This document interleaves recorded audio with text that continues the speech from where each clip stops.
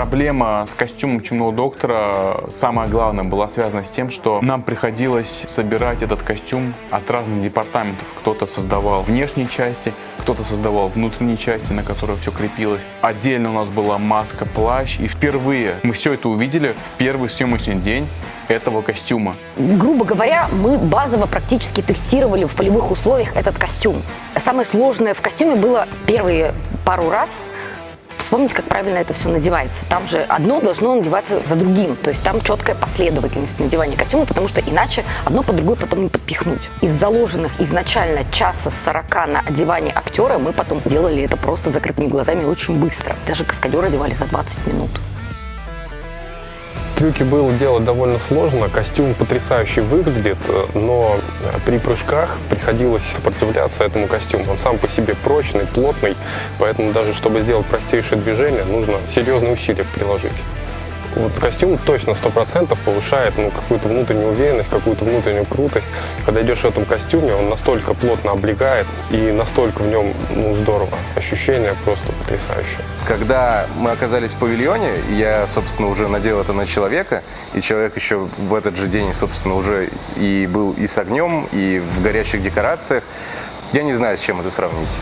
Ради этого просто стоит заниматься тем, чем мы занимаемся.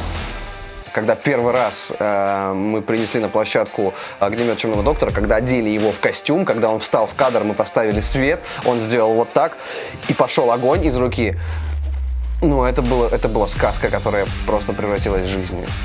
Вообще, конечно, меня поразил жар этого огня. То есть в кадре ты, когда видишь, ты не понимаешь, насколько высокая эта температура. А тут, да, идут съемки, человек выходит из огня, он молодец, там прямо можно поаплодировать, потому что я стою там в 6 метрах от него, и, я чувствую этот жар этого огня, он настоящий, он, там, не знаю, как оно все не расплавилось и не сгорело. Были достаточно сложные трюковые сцены и, разумеется, бутафория с применением электроники, к сожалению, все-таки подвержена разрушению. И когда у тебя человек каскадер спрыгивает с крыши и кубарем катится по крыше, засыпанной галькой, ты стоишь вот так вот, хватаешься за голову, а потом бежишь и хватаешься за паяльник, все это перепаиваешь, потому что следующий дубль, там у тебя 2-3 минуты, и нужно все собрать обратно. Когда работали каскадеры, у нас работало 3 человека на перманентном ремонте всего этого дела. То есть помимо самих каскадерских костюмов, которые были под убой, были еще первый план и общий план. И периодически вроде как и каскадер работает, но второплановый на него не поставишь. Вот он прямо у тебя перед лицом. В итоге мы уже, скрипя сердце, вешали на него первоплановые детали периодически, ждали, пока они убьются, их убивали, мы их относили к нам в нашу импровизированную мастерскую, там ремонтировали, чинили, заклеивали, перекрашивали. Везде стояли эти сохнущие детали на проходах с табличками «Не наступайте», там вот обратите внимание, здесь важная работа ведется. Мы, если честно, не рассчитывали на такой объем трюковых сцен. Поэтому после первого же трюка, первый вариант огнеметов разлетелся просто, то есть аккумулятор в одну сторону, крышка в другую. Наруч, да, был полностью разломан, разлетелся на мелкие кусочки. Ничего, собрали заново. К вечеру той же смены он уже был в порядке. Самая сложная сцена и смена для меня была сцена на крыше.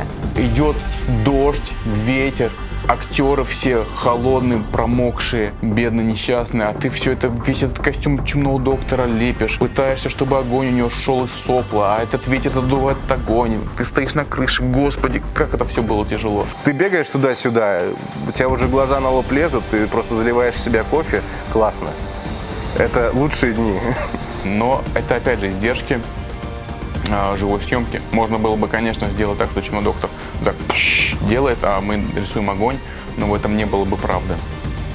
Я запомню это чувство, когда вдруг ты видишь что-то вот отсюда становится материальным, становится реальным. Это реально перед тобой стоит человек, это реально его костюм, супер фантастический, с этой маской, и он жарит огнем прямо в камеру. Вот тогда было ощущение очень крутое.